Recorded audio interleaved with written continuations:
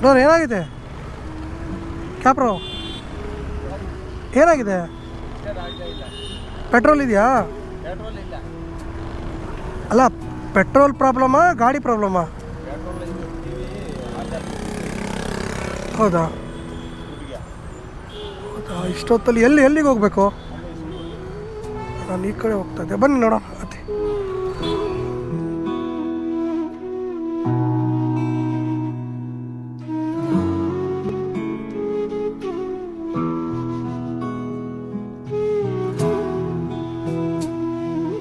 ಹೋಗ್ತೀರಾ ಇಲ್ಲೇನಾ ಮನೆ ಸರಿ